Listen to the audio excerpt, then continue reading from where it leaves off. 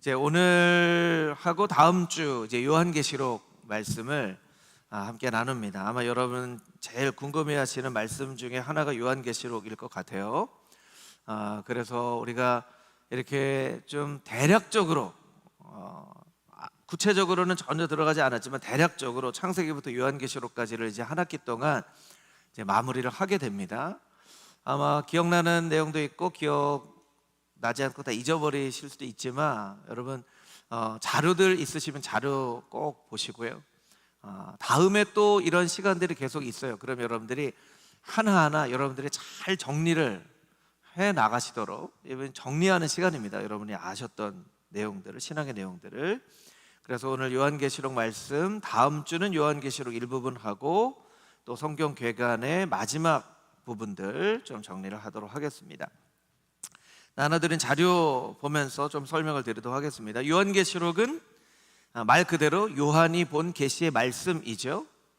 그래서 영어 성경으로 보면 The Revelation to John, 그러니까 요한에게 보여준 계시.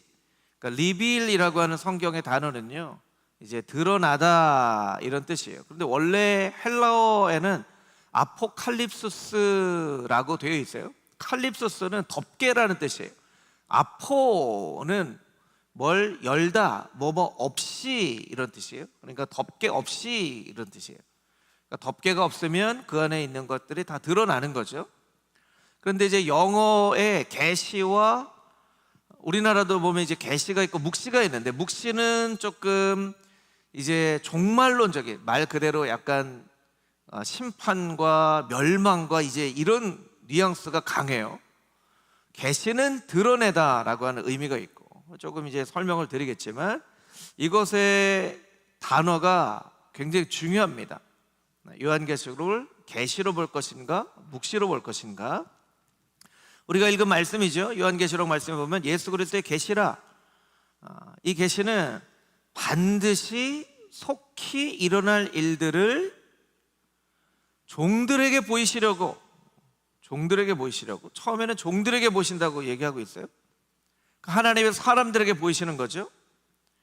그의 천사를 요한에게 보내셔서 알게 하신 것이라. 이 요한은 2절입니다. 하나님의 말씀과 예수 그리스도의 증거, 곧 자기가 본 모든 것을 다 증언하였다. 3절에 보면 이 말씀을 읽는 자와 듣는 자와 지키는 자는 복이 있나니, 이렇게 되어 있습니다. 그러니까 이것이 이제 읽고 듣고 지키는 자는 하면 읽기도 해야 되고 듣기도 해야 되고 지키기도 해야 되는데요, 읽는 자도 복이 있고 듣는 자도 복이 있고 지키는 자도 복이 있다, 이런 의미예요.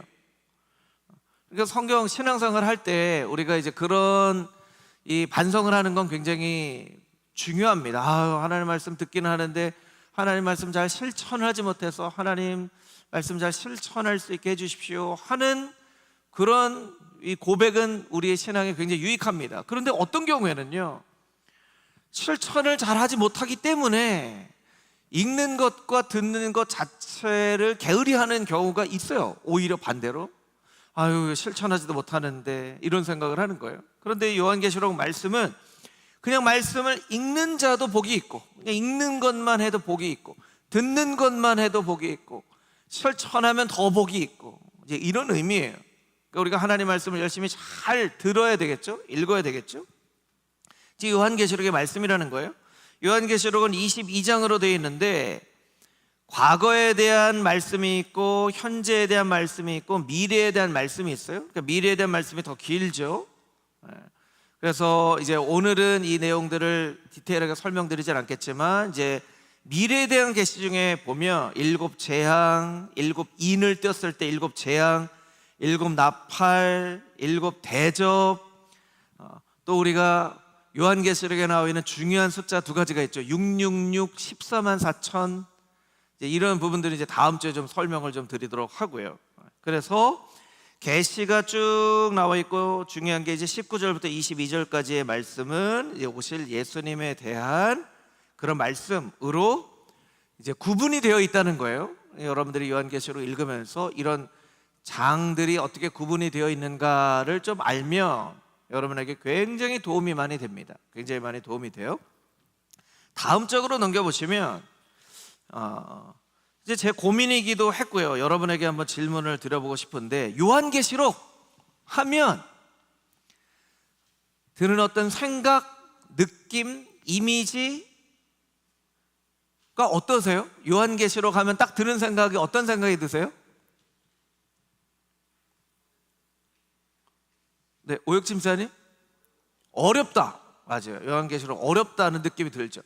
또 요한계시록 하면 또 여러분 드는 생각이, 여러분이 빨리빨리 말씀을 해주셔야지 진도가 빨리 나갑니다. 네. 무섭다. 네, 맞아요. 무섭다는 느낌. 저도 요한계시록 막 읽으면 어릴 때는 막 그리고 또 휴거라는 그런 게 있었잖아요. 네. 휴거는 과연 성경적인 것인가? 이것도 좀 설명을 드릴 필요가 있고요. 또 무섭다, 어렵다. 또 어떤 생각이 있으세요? 막 읽기 싫다 뭐 이런 것도 있죠. 예. 빨리 그냥 넘어갔으면 좋겠다. 예. 그런 이제 느낌이 든단 말이에요. 자, 요한계시록은 말씀드린 것처럼 누구에게 보여준 계시라고요? 요한에게 보여준 계시예요. 그럼 여러분에게 이렇게 한번 물어볼게요. 요한복음 하면 여러분은 어떤 생각이 드세요? 요한복음.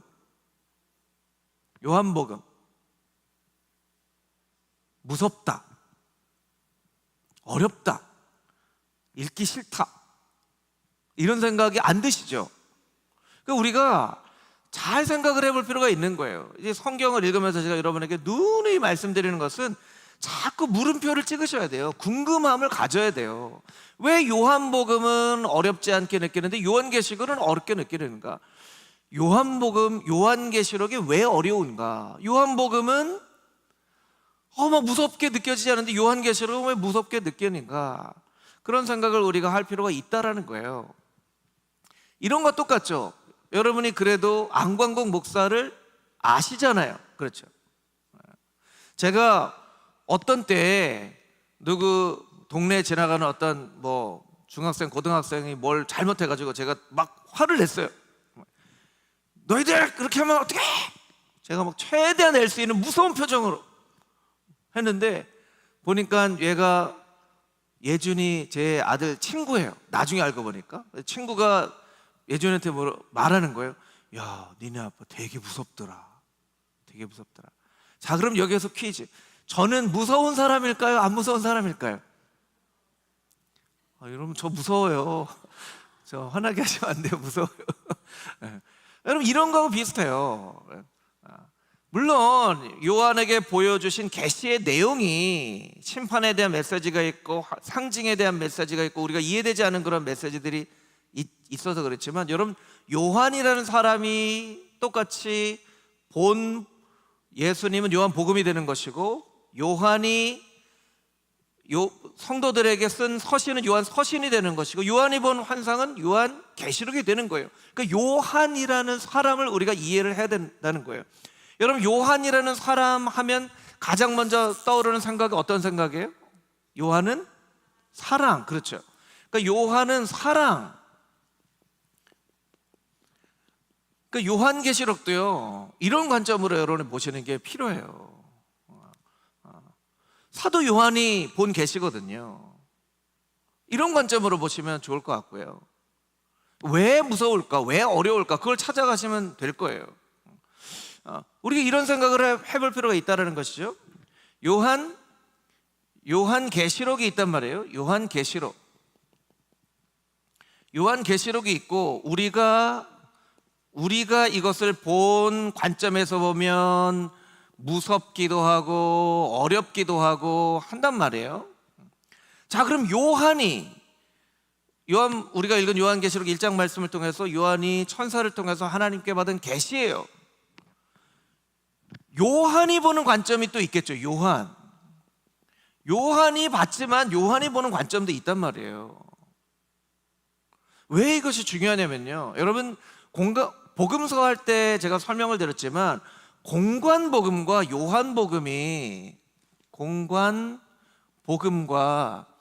요한복음이 큰 차이가 있어요. 그 중에 하나는 종말론에 대한 것인데, 공관복음은 임박한 종말론, 그러니까 곧 종말이 올 것이다.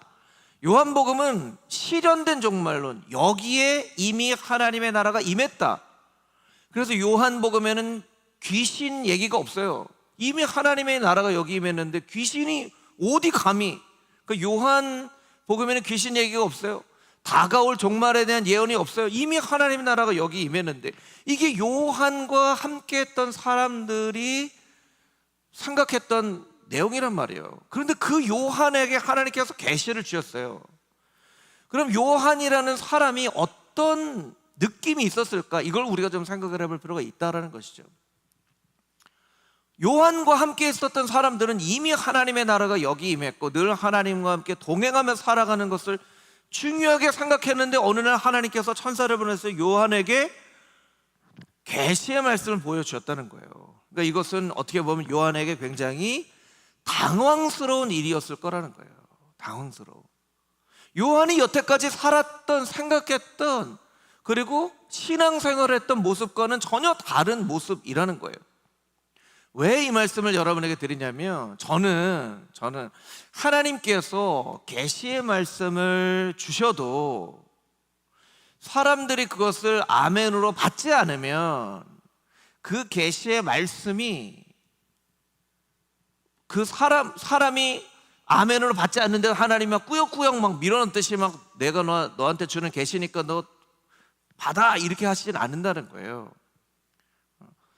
요한에게 있어서도 이 요한계시록 22장으로 되어 있는 이 말씀이 굉장히 당황스럽고 여태까지 살아왔던 자기의 신앙생활의 모습과 전혀 다른 모습이지만, 하나님께서 이 말씀 계시를 요한에게 주실 때 요한이 이것을 아멘으로 받았다는 거예요. 이게 요한계시록을 읽을 때 우리가 먼저 생각을 해야 될 부분이에요. 우리도 하나님께서 여러 가지 말씀들을 우리에게 하십니다. 그런데 때로 내 생각이나 내 감정이나 어떤 내 주장이나 내 철학이나 때로는 내 살아왔던 어떤 그런 삶의 신념이나 이런 것 때문에 하나님께서 우리에게 주시는 것들을 우리가 제대로 받지 못할 때가 있어요. 그런 것들을 우리가 좀 생각을 해볼 필요가 있다는 거죠. 그리고 우리가 늘 하나님 말씀 앞에 말씀을 읽거나 암송하거나 설교를 듣거나 할 때, 하나님, 내 마음을 백지처럼 깨끗하게 해주셔서 하나님께서 무엇을 말씀하시더라도 이 말씀대로 이루어지게 하여 주시옵소서 라는 마음으로 하나님의 말씀을 들을 필요가 있습니다. 있어요. 실제로 하나님께서는 요한에게만 말씀하시는 게 아니라 오늘 우리에게도 말씀하시거든요. 그런 관점에서 우리가 요한계시록을 먼저 생각해 볼 필요가 있다는 거예요. 자, 그러면 요한계시록은 왜 무섭게 느껴지고 어렵게 느껴지는가? 말씀드린 것처럼 강의 안에도 있지만 심판에 대한 메시지가 있기 때문에 그래요. 심판의 메시지만 있는 것이 아니라 새 하늘 새 땅에 대한 메시지도 있죠. 근데 심판의 메시지가 더 많아요. 심판의 메시지가 더 많다는 것은 인간들이 잘못한 게 훨씬 더 많다는 얘기죠. 시험이 기대가 되는 학생도 있고 두려운 학생도 있어요. 물론 이제 기대가 되는 학생은 그렇게 많지는 않을 거예요. 그거 비슷해요. 여러분, 마지막 때가 여러분에게 두렵게 다가오는지 아니면 여러분에게 기대가 되는지, 그것을 우리가 생각을 해볼 필요가 있다는 거예요. 사람이 뭔가를 잘 모르면 두려움이 생겨요. 요한계시록에 많은 상징이 있는데 이 상징을 잘 이해를 할 수가 없어요. 뭐 일곱 나팔, 일곱 대접, 일곱 인을 띠는데 막 어떤 건 생물이 막 머리가 있고 이쪽에는 독수리 모양인데 이쪽 사자 모양 머리도 있고 막 이게 무슨 뜻이야? 그러면 이걸 해석하려고 막 노력을 하기도 하고 한단 말이에요. 근데 잘 모르면 두려워요. 사람은요, 잘 모르면 두려워요. 여러분, 모르는 사람 만나면, 사실은 밤에 모르는 사람 만나면 두렵죠. 근데 모르기 때문에 기대가 생기기도 해요. 그러니까 여러분, 요한계시록을 우리가 바라볼 때 너무나 선입견이 많아요. 여태까지 요한계시록에 대한 들었던 설교나 이야기나 요한계시록과 관련돼서 막 이야기들 이런 게 너무 우리에게 이미 선 지식이 너무 두려움이 많은 게, 요한계시록 잘못 읽으면 큰일 난다더라, 요한계시록 읽고 이단된 사람들 많다더라. 그러니까 이렇게 쓱 덮어버리는 거예요. 그냥 좀 한번 읽어보자고요. 아니, 요한이 쓴 사랑의 사도 요한이 받은 계시이기 때문에 이게 어떤 사랑의 메시지가 있을까 하는 관점으로 좀 요한계시록을 다른 마음으로 좀 읽어볼 필요가 있다라는 거예요. 자, 그러면 요한계시록을 어떤 관점으로 바라봐야 될까? 세 가지 관점을 여러분에게 좀 설명을 드리려고 하는데, 하나는 창조 타락 구속의 관점이에요. 창조 타락 구속. 이건 이제 성경에 나와 있는 모든 이야기들을 세 단어로 정리를 한 거죠. 창조, 타락, 구속입니다. 이거 이제 창세기부터 요한계시록이지만 사실은 역사의 끝까지 되는 거죠. 창조, 하나님께서 창조하셨어요. 정말 아름답게 창조하시고 모든 것이 질서가 잡히고 보시기에 힘이 좋게 천지만물을 창조하셨지만 아담과 하와의 범죄함으로 말미암아 타락하고 예수 그리스도의 구속으로 말미암아 우리가 구속되었고, 그 구속의 과정을 우리가 살아내면서 마지막 다시 오실 때 그 구원이 완성되는 것이죠. 창조 타락 구속의 관점에 보면 요한계시록은 이 구속의 맨 마지막에 있다는 거예요. 맨 마지막. 여러분, 하나님의 구원 사역의 맨 마지막에 있는 말씀이에요. 그러면 하나님께서 성령의 감동을 주셔서 이 성경을 쓰게 하시는데, 역사를 하나님께서 이루어 가시는데, 하나님의 구속사역의 맨 마지막에 있는 말씀이에요. 그리고 하나님의 관점으로 보면 이 맨 마지막에 있는 이 구속사역이 막 그냥 벌 주고 막 심판하고 막 때려 부시고 막 불바다나고 막 이르기를 원하실까요? 아니면 정말 막 찬양하고 기뻐하고 막 온 피조물과 천사들과 막 이렇게 되기를 원하실까요? 1번인 같으세요? 2번 같으세요? 2번이죠. 2번이에요. 물론 요한계시록에는 심판에 대한 메시지가 있어요. 그런데 여러분, 심판에 대한 메시지를 우리가 너무나 심각하게 바라보니까 심판에 대한 메시지만 있을 뿐만 아니라 특별히 18장에서 22장까지의 말씀에는 새하늘과 새 땅과 이 말씀들이 많은데, 이 새하늘과 새 땅과 오케스트라로 보면 오케스트라가 이제 막 끝나는 거예요. 그러면 막 정말 오케스트라의 모든 악기들이 막 연주하면서, 이걸 막 제가 설명을 어떻게 드릴까 하다가 우리가 뭐 할렐루야, 베토벤의 합창 이런 거 생각 막 할렐루야 막 이렇게 하고 이제 역사가 끝나는 이 마지막 말씀이 요한계시록이에요. 그 요한계시록은요, 그냥 막 두렵고 떨고 막 이렇게 보시면 안 돼요. 이 마지막에 하나님께서 역사를 어떻게 끝내실까 하는 것에 대한 가장 큰 박수와 가장 큰 환호성과 가장 큰 아름다운 노래들과 구원에 받은 사람들의 감격과 이렇게 끝나는 말씀이라고 여러분들이 생각을 하셔야 된다는 거예요. 그런 관점으로 요한계시록을 보셔야 된다는 거예요. 좀 이해가 되시나요, 여러분? 이해가 되시면 이제 반응을 잘 빨리빨리 해주세요. 네. 두 번째, 그래서 이제 두 번째 설명을 드릴게요. 네. 조금 재미난 거죠. 봄, 여름, 가을, 겨울인가? 가을, 겨울, 봄, 여름인가? 여러분, 봄, 여름, 가을, 겨울이 맞아요? 가을, 겨울, 봄, 여름이 맞아요? 우리는 봄, 여름, 가을, 겨울로 살고 있죠. 봄, 여름, 가을, 겨울로 언제부터 우리가 살았어요? 언제부터 우리가 살았을까요? 저는 이제 뉴질랜드에서 한 2년 반쯤 살았는데, 뉴질랜드는 이제 남반구에 있기 때문에 지금 이제 겨울이에요. 지금이 겨울이에요. 그리고 크리스마스 때쯤 되면요, 제일 더워요. 그리고 크리스마스 새해가 되면 우리 이제 여름에 휴가 가는 것처럼 사람들이 막 다 휴가를 가요. 12월 25일 날 성탄절인데 사람들이 휴가 가느라고 11월 달에 성탄절 행사를 해가지고 예준이가 유치원 다닐 때 아빠 크리스마스는 11월이야. 무슨 얘기하는 거야? 크리스마스는 12월이지. 아니야, 이미 다 했어.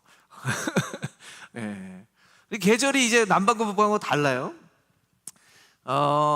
이 줄리어스 시저가 그 약 BC 한 45년쯤이라고 합니다. BC 한 45년쯤에 줄리어스 시저가 이집트에 있었던, 그 당시에는 이제 음력 캘린더도 있고 양력 캘린더도 있었는데 이집트에 있었던 캘린더를 가지고 지금의 1월부터 12월까지의 이걸 정했어요. 네. 그래서 이제 영어로 뭐 January, February 이렇게 되는 거는 로마와 관련된 이름이 대부분이에요. 그리고 줄라이가 이제 줄리어스 시저, 어거스트 8월은 아우구스투스, 그 왕이죠. 그 황제를 설명을 하는 거예요. 그래서 우리가 이제 1월부터 12월까지를 하는데 유대력은 달라요. 유대력에는요 종교력이 그 두 가지가 있어요. 민간력이 있고요. 민간력이 있고 종교력이 있어요. 종교력. 이거는 우리가 이제 보통 보는 양력이죠. 양력. 유대는 1월이에요. 우리나라로 보면 9월이에요. 이게 종교적으로 보면 7월이에요. 그럼 왜 종교적으로는 7월이 됐나? 이게 1월하고 7월이니까 바뀔 때가 되죠. 종교적으로 1월, 민간적으로 7월이 될 때 이때가 이제 6월절이 있기 때문에 6월절을 기준으로 6월절 우리가 출애굽해서 이제 우리가 새로운 삶을 살았으니까 달력도 6월절 기준으로 하자 해서 유대력에는 이제 그 종교력이 있어요. 근데 우리식으로 보면 이제 유대의 날짜를 우리식으로 보면 가을부터 시작하는 거예요. 가을, 겨울, 봄, 여름이 되는 거예요. 그런데 여러분 잘 생각을 해보면요, 하나님이 천지를 창조하실 때를 우리가 천지 창조를 놓고 보면 이게 굉장히 의미가 있는 거예요. 하나님이 천지를 창조하실 때는 모든 만물을 완벽하게 하고 천지 역사가 시작됐거든요. 가을에 모든 열매가 풍성하게 달려있는 말 그대로의 정말 더할 나위 없이 이때쯤 됐으면 좋겠다. 이게 사실은 에덴 동산의 모습이에요. 에덴 동산은 완벽한 모습이거든요. 더할 나위 없이 이렇게 됐으면 좋겠다.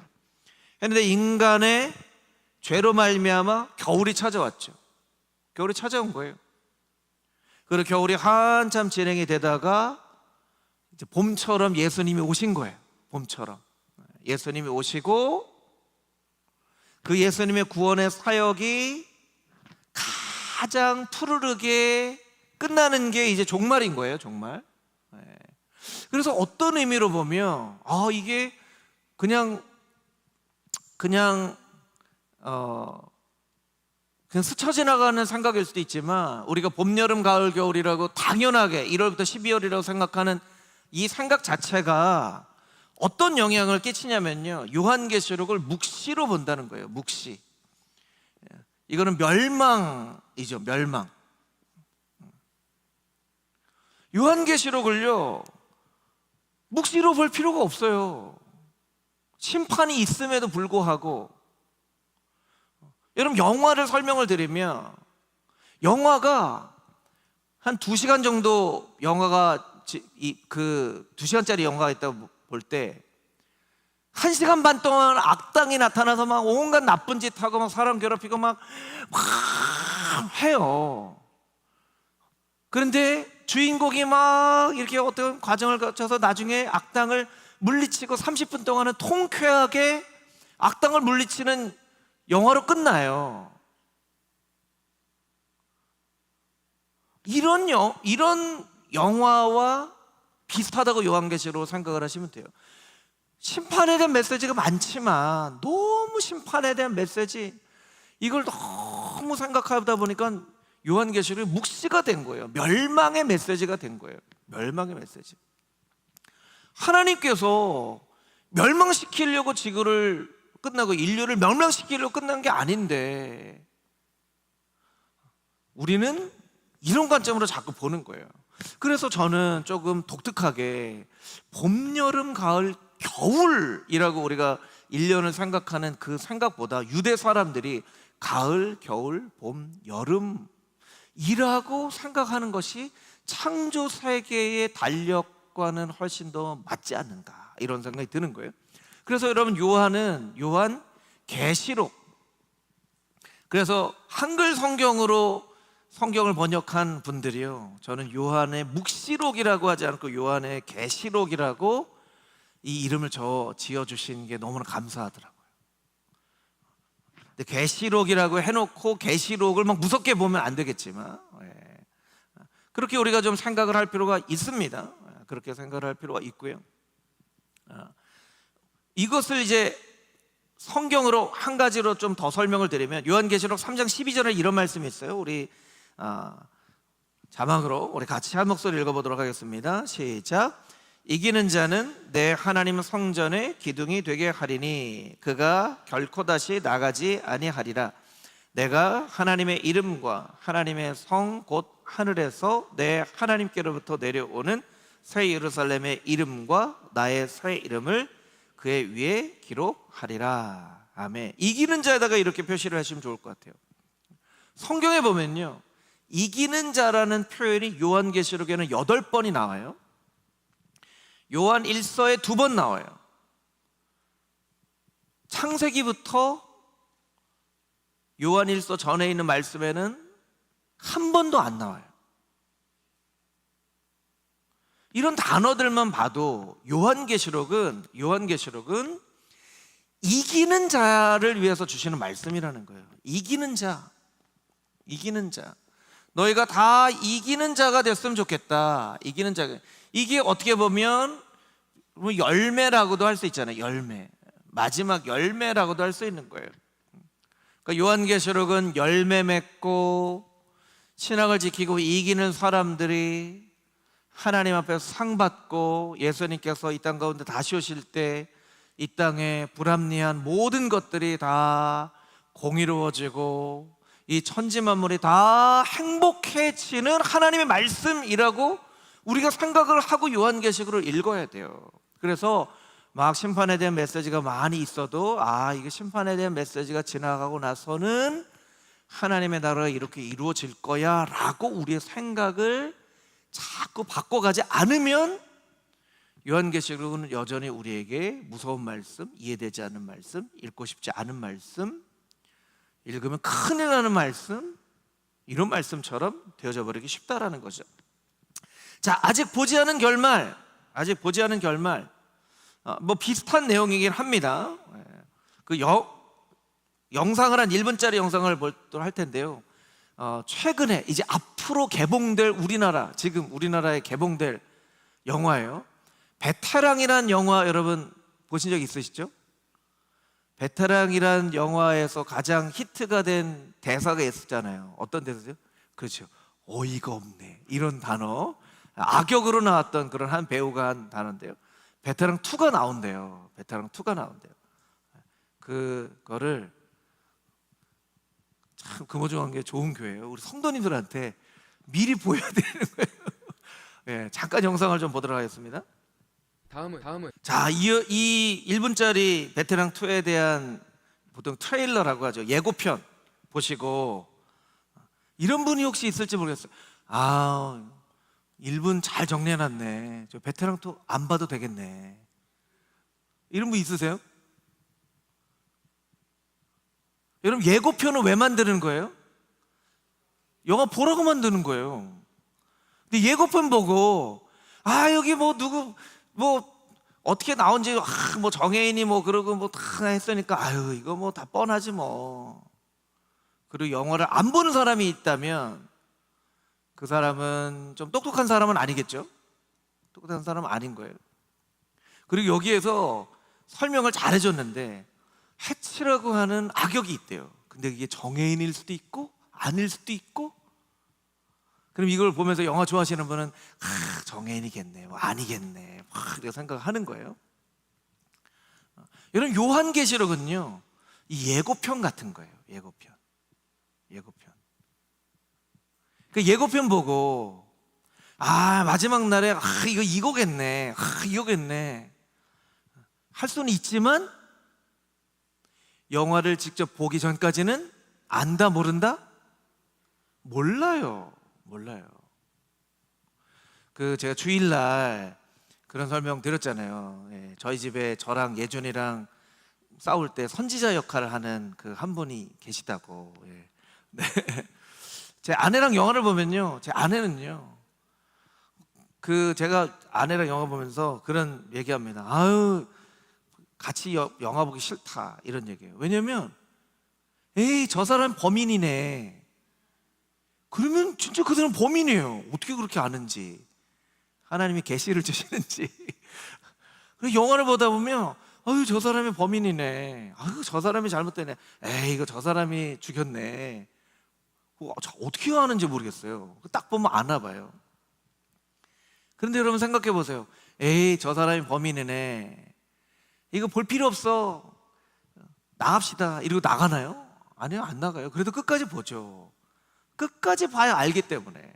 제가 무슨 말씀을 여러분에게 드리려고 하냐면요, 여러분, 요한계시록에 대하여서, 요한계시록은 예고편이에요. 예고편. 요한계시록을 가지고 해설한 설교도 있고 책도 있고 한데요, 요한계시록은 이렇습니다. 이거 요한계시록 전격 분해, 이 책만 읽으면 요한계시록의 모든 내용을 다 100% 잘 알 수 있습니다, 이런 책은 다 가짜예요. 여러분, 요한계시록을요 아무리 잘 설명을 해도 요한계시록은 잘 설명을 할 수가 없어요. 예고편을 보고 영화에 대해서 예측은 할 수는 있지만, 여러분, 마지막 때가 임한다고 말씀을 해주셨죠. 마지막 때 예수님께서 다시 오신다고 말씀을 해주셨어요. 황정민이 주연으로 나오고 누가 이거 하고 하는 것처럼 정해진 게 있단 말이에요. 그런데 정해지지 않는 그 영화를 봐야만 알 수 있는 부분이 있는 것처럼 마지막 때에 가야만 알 수 있는 부분이 있어요. 그러니까 요한계시록은요 아무리 잘 해석을 해도 여전히 신비 가운데 있는 거예요. 그러니까 여러분, 요한계시록에 대해서 여러분들이 많은 어떤 궁금하신 분들은 영상, 유튜브나 뭐 책이나 이런 거 많이 보실 필요가 있지만 다 그냥 참고일 뿐이에요. 참고일. 어떤 게 정답이다라고 말할 수가 없는 책이 바로 요한계시록이에요. 이건 아직 오지 않은 미래에 대한 책이기 때문에 그렇게 여러분들이 보실 필요가 있다라는 거예요.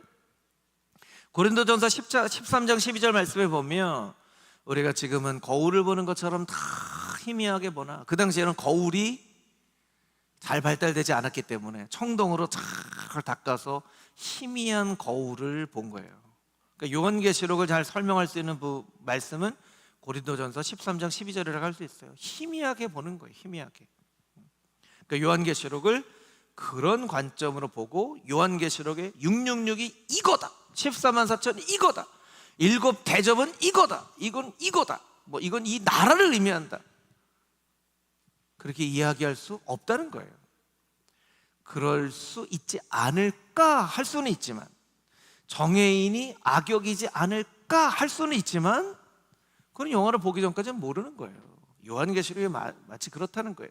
그러니까 여러분들이 요한계시록을 보면서 창조, 타락, 구속의 관점에서 요한계시록은 아주 엄청난 셀레브레이션을 하는 베토벤의 합창 같은 그런 말씀이라는 생각 꼭 가지고 계셔야 되고, 요한계시록은 봄, 여울, 가을, 겨울이 아니라 가을, 겨울, 봄, 여름처럼 이제 마지막에 꽃 피우나 이기는 자에게 선물을 주시는 이런 말씀이고, 요한계시록은 아무리 요한계시록에 있는 말씀을 잘 설명해도 충분히 요한계시록을 설명할 수 있는 목회자나 신학자나 책은 없다라는 걸 잘 아시고, 여러분들이 요한계시록으로 읽으면 요한계시록에 있는 말씀들을 여러분들이 다 잘 이해를 하실 수 있을 거예요. 자, 요한계시록에 메시지가 5가지가 있는데요, 5가지 메시지를 우리 간략하게 좀 보도록 하겠습니다. 요한계시록에 5가지 메시지가 있습니다. 첫 번째, 교회입니다. 교회. 왜냐하면 2장 3장에 아시아에 있는 7교회에 대한 메시지를 천사를 통해서 하나님께서 주셨기 때문에. 자, 요한계시록 1장 4절부터 6절까지 있는 말씀 우리 같이 한번 읽어보도록 하겠습니다. 한 목소리 읽겠습니다. 시작.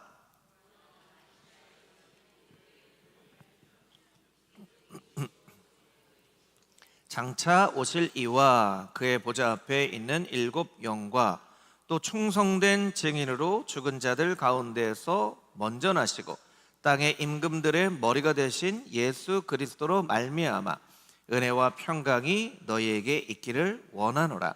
우리를 사랑하사 그의 피로 우리 죄에서 우리를 해방하시고 그의 아버지 하나님을 위하여 우리를 나라와 제사장으로 삼으신 그에게 영광과 능력이 세세토록 있기를 원하노라.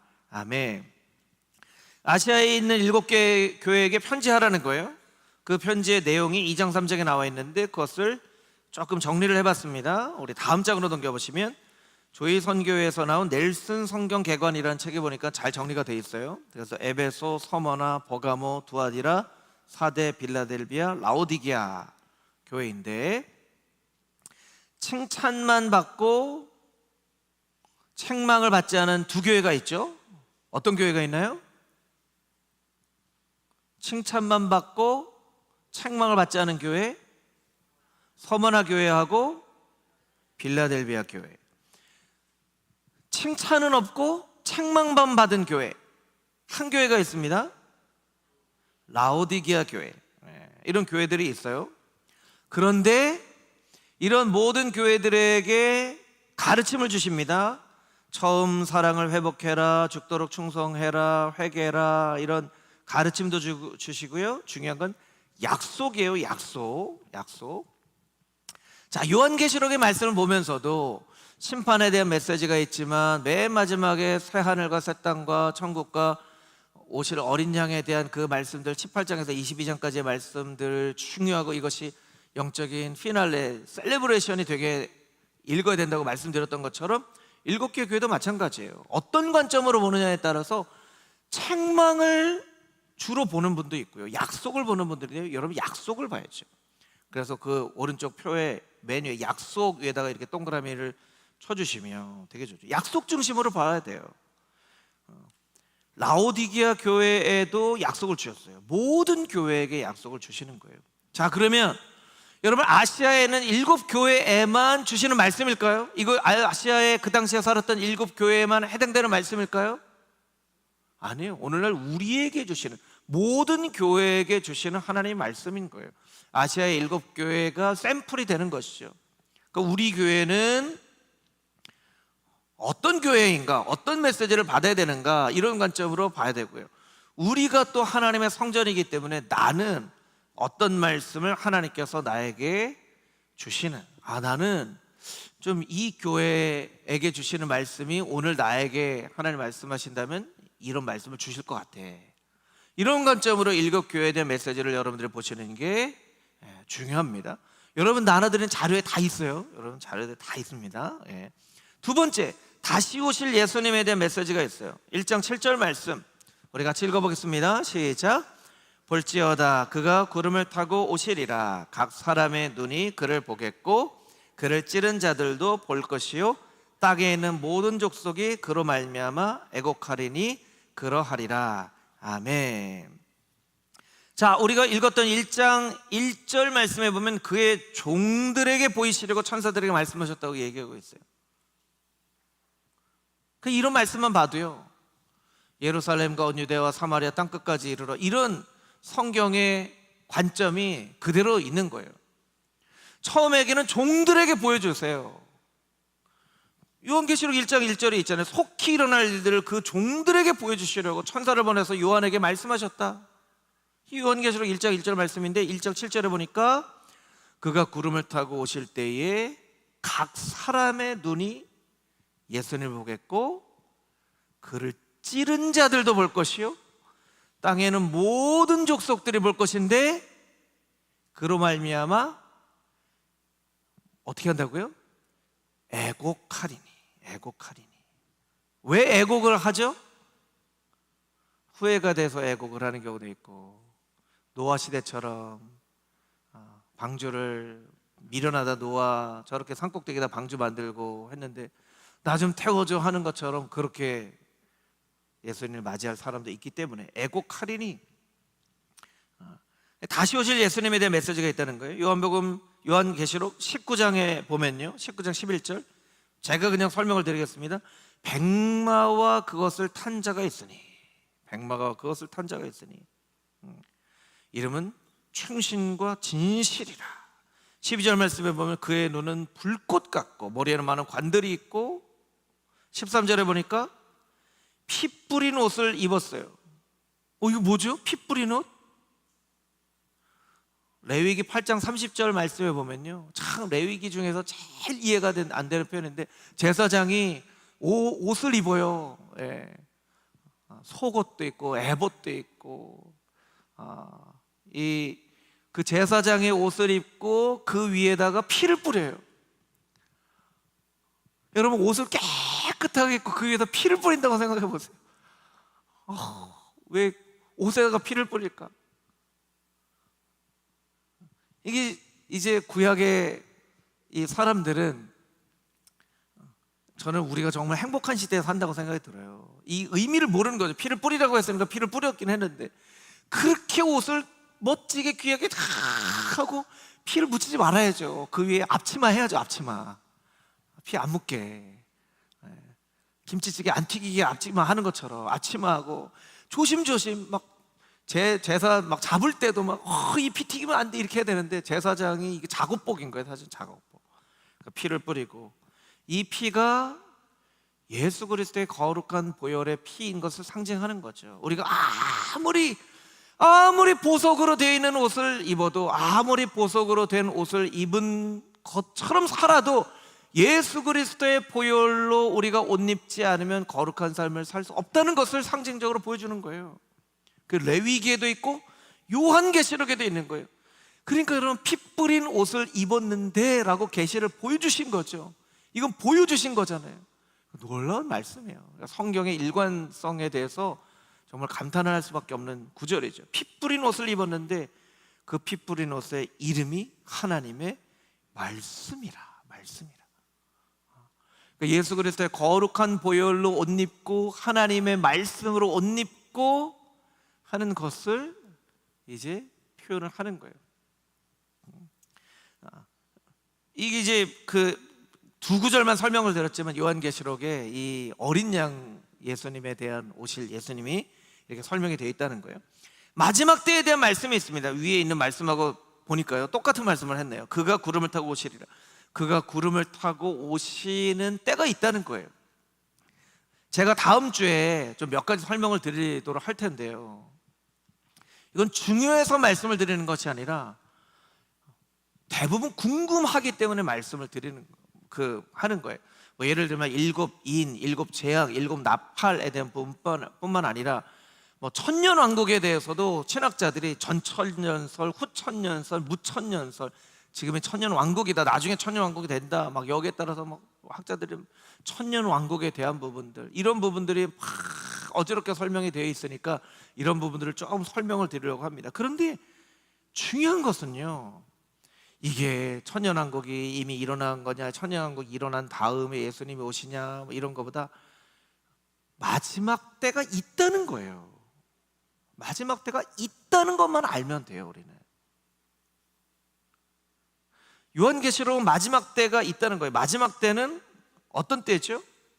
예수님 안 믿는 사람에게는 심판의 때이고, 예수님 잘 믿은 사람에게는 상 받는 때인 거예요. 상 받는 때. 마지막 때가 있다는 거예요. 다음 장을 한번 넘겨보도록 하겠습니다. 예수님 안 믿는 사람에게는 심판이 있다는 거죠. 4장 1절 말씀 같이 한번 읽어보도록 하겠습니다. 4장 1절 시작.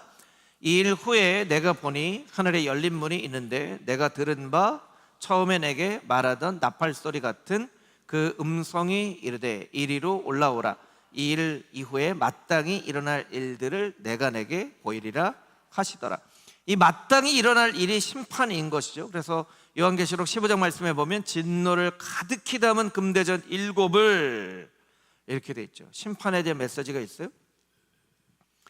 그리고 요한계시록의 마지막 주제 천국, 새하늘과 새 땅에 대한 구절이 있습니다.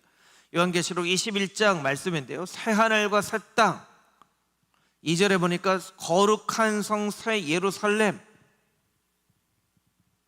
거룩한 성 새 예루살렘에 대한 설명들이 있습니다. 그래서 거기에 막 보석이 이렇게 돼 있고 뭐 유리 바다가 있고 막 있지만 우리가 좀 보석을 좋아하는 것 같아요. 보석 막 이렇게 막 보석이 돼 있다 그러면 막 그런 보석이 돼 있어 막 하지만 제일 중요한 게 3절 말씀이에요. 3절 우리 3절만 같이 한번 읽어보도록 하겠습니다. 3절 시작.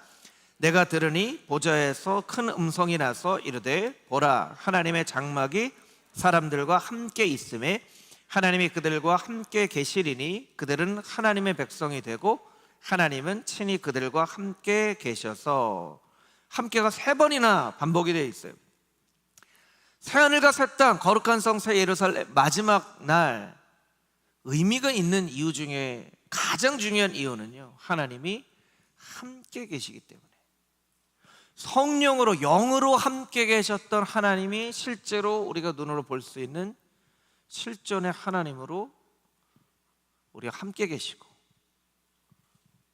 우리를 거룩하게 하셔서 하나님을 볼 수 있게 하나님께서 우리를 새롭게 만드시다는 거예요. 아담과 하와는 하나님을 봤죠. 아담과 하와는 하나님과 함께 거닐었어요. 그런데 죄를 범하고 나서 하나님으로부터 멀리 떨어졌죠. 스스로 몸을 숨겼어요. 그 뒤로부터는 하나님이 무서운 존재가 되었죠. 하나님의 이름을 제대로 부르지도 못하는, 홍길동도 아니고요, 아버지를 아버지라 부르지 못하고 있죠. 아버지를 아버지로 부르지 못하는, 그럼에도 불구하고 그것을 거룩이라고 생각하고 살았던 이스라엘 백성들이 있었는데 마지막에는 하나님이 우리와 함께 계시다는 거예요. 함께 계시다는 거예요. 5절 말씀에 보면 만물을 새롭게 하노라, 만물을 새롭게 하노라, 만물을 온전히 새롭게 하시고, 6절에 보면 목마른 자에게 값없이 주리니. 여러분 6절 말씀도 되게 중요합니다. 목마른 자에게 값없이 주리니. 목 말라야 돼요. 여러분은 목 마르십니까? 목 말라야 돼요. 신앙생활을 하고 나서 얼마 되지 않았을 때에는 굉장히 모든 게 다 목마릅니다. 성경도 궁금하고 예배도 궁금하고 모든 게 다 궁금하고 모든 게 다 신나요. 근데 신앙생활을 한 10년, 20년 하다 보면요, 목마름이 없어져요. 목마름이. 그냥 나와서 예배하고 그냥 기도하고 그냥 설교 듣고 그냥 드리던 대로. 여러분들 가운데 그런 분들이 있다면 이 요한계시록 21장 6절 말씀을 여러분들이 잘 붙드시고, 하나님, 어느새 나의 인생 가운데 목마름이 사라졌습니다.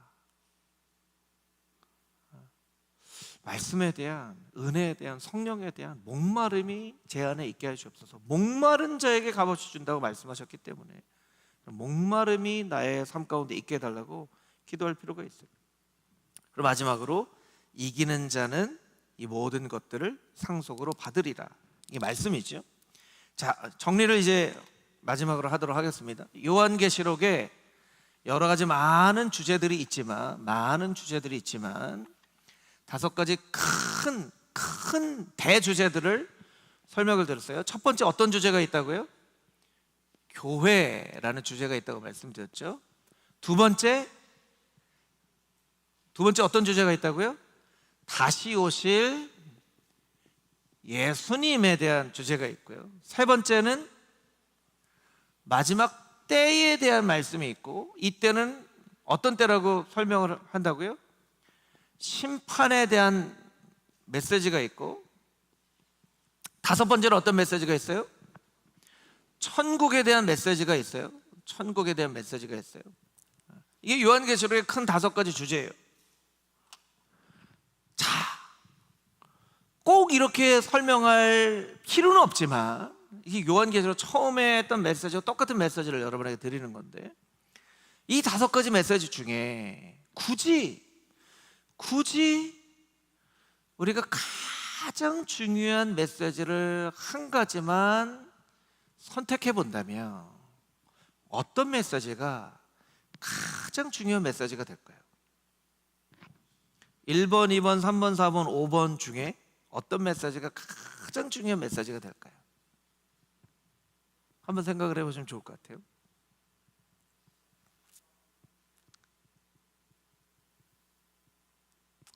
손 들고 그럼 좀 싫으시죠? 그렇죠? 손 드는 것까지는 안 하더라도 어떤 메시지가 가장 중요한 메시지 같으세요? 그렇죠. 2번의 메시지가 가장 중요한 메시지. 왜냐하면 예수님을 중심으로 이 모든 메시지가 초점이 맞춰져 있기 때문에 그렇습니다. 초점이 맞춰져 있기 때문에 그래요. 그러니까 요한계시록은 결국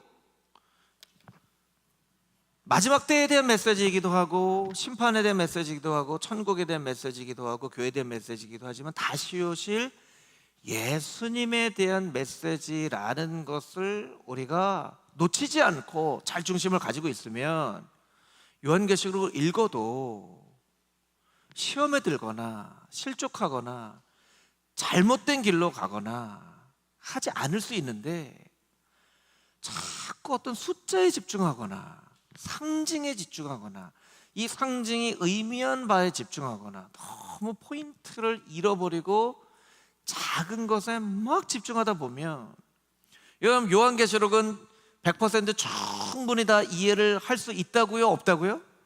없어요. 이해할 수 없는 것을 이해하려고 자꾸 하다 보면 잘못된 것들이 나와요. 잘못된 것들이 나와요. 그러니까 이해할 수 없는 게 나타나면 조금 나중에는 이해할 수 있겠지라고 생각을 하거나, 하나님 이걸 이해할 수 있도록 은혜를 베풀어 주시옵소서 하거나 해야 되는데, 여러분 제일 중요한 요한계시록을 이제 읽으실 때 너무 무서워하지도 마시고요, 너무 막 혼란스러워하지도 마시고, 예수님에 대해서 어떻게 설명을 하려고 하시는 거구나, 이런 관점으로 여러분이 요한계시록을 읽으시면 조금 예전보다는 편하게 요한계시록을 읽으실 수 있고요. 왜 이 말씀을 드리냐면요, 요한계시록이 신약의 66권 안에 들어가 있지만 66권 안에 요한계시록을 포함을 시켜야 되는지 말아야 되는지에 대해서 많은 논의가 있었어요. 신약 성경이 정경화되기 전까지 397년 전까지, 그리고 그 이후에도 종파에 따라서 동방 정교회나 동방교회는 요한계시록을 인정을 하지 않기도 하고, 이런 예배 드리는 장소에서는 요한계시록을 못 읽게 한 적도 있고요. 어떤 학자들에 대해서는 요한계시록은 그냥 상징일 뿐이다라고 얘기를 하는 경우도 있고, 요한계시록은 정경으로 채택돼서는 안 와도 된다라고 했던 사람도 있고, 많은 그런 역사의 그런 논의가 있었단 말이에요. 그럼 그 사람들은 신실하게 신앙생활 안 한 사람들이었냐라고 보면 아니에요. 열심히 신앙생활 하려고 했던 사람들이에요. 여러분 여기 중요한 이제 포인트가 있는데요, 열심히 신앙생활을 하려고 하는 사람들조차도 신앙의 중심을 잃어버리면 잘못될 수 있다는 거예요. 그럼 잘 이해하세요. 나는 열심히 사역도 하고 열심히 봉사도 하고 열심히 신앙도 하고 열심히 예배드리고 열심히 기도도 해도 중심을 잃어버리면 잘못될 수 있어요. 그 역사가 그것을 우리에게 이야기를 해주는 거예요. 위대한 신학자들도 아주 중요한 공헌을 한 그런 교부들 중에도 요한계시록 안 돼, 요한계시록 성경 아니야, 요한계시록 예배 회중 가운데 읽으면 안 돼, 이렇게 얘기를 했던 사람들도 있었다는 거예요. 왜 그랬는가? 이 요한계시록의 중심이 어디에 있는가를 잃어버리는 거예요. 그러니까 막 심판을 보고 막 하고, 여러분 666 너무 막 생각하지 마세요. 막 666 처음에는 막 바코드라고 그래서 막 바코드 막 받지 않는다 막 이거 있고 막 최근에도 막 이게 뭐 칩 여기다 뭐 심는다고 막 있고 막 있잖아요. 그거일 수도 있고 아닐 수도 있어요. 그거 다라고 얘기하는 거는 잘못된 거예요. 그일 수도 있고 그렇지 않을 수도 있어요. 그런데요, 여러분 성경에 보면 이기는 자에 대한 설명이 있잖아요. 이기는 자는 어떤 사람입니까? 예수 그리스도께서 우리의 죄를 위하여 돌아가신 것을 분명히 믿고 예수 그리스도를 이 땅 가운데 보내신 분이 이 땅을 창조하신 창조주 하나님이신 것을 분명히 믿고 우리가 마지막 때 예수님께서 다시 오실 것을 분명히 깨닫고 이 땅에서 나그네 된 삶을 살되 주님과 날마다 동행하며 말씀으로 성령으로 교회 공동체 가운데 교제하고 살면 걱정 안 해도 돼요. 걱정 안 해도 돼요. 근데 이렇게 안 하면서 666이 뭐냐, 짐승의 표가 이거 칩 아니냐, 14만 4천 안에 들어가냐 안 들어가냐, 그렇게 걱정할 필요가 없다는 거예요. 없다는 거예요. 그래서 여러분들이 요한계시록을 읽으시면서도 요한계시록의 핵심 메시지가 어디에 있는지를 여러분이 분명히 알고 읽으시면요, 요한계시록 읽으시면서 굉장히 이런 부분도 있구나, 이런 부분도 있구나. 여러분 아마 성경 많이 읽어보셨지만 아까 여러분들에게 말씀드렸던 피 뿌린 옷을 입었는데 그 이름이 하나님의 말씀이라, 이런 구절들 그냥 쓱 지나가면서 아마 읽으셨을 거예요. 이런 구절들을 눈으로 이렇게 보면서 이런 말씀도 있었구나 하고 보석처럼 발견할 수 있는 중요한 너무 좋은 말씀들이 많이 있어요. 그러니까 여러분 요한계시록 너무 무서워하면서 읽지 마시고 다가올 예수님에 대해서 어떻게 말씀하시는가, 이런 관점으로 요한계시록을 새롭게 읽을 수 있는, 또 요한계시록을 통해서 은혜 받을 수 있는 여러분 모두가 되시기를 주님의 이름으로 축복합니다. 이렇게 기도하겠습니다.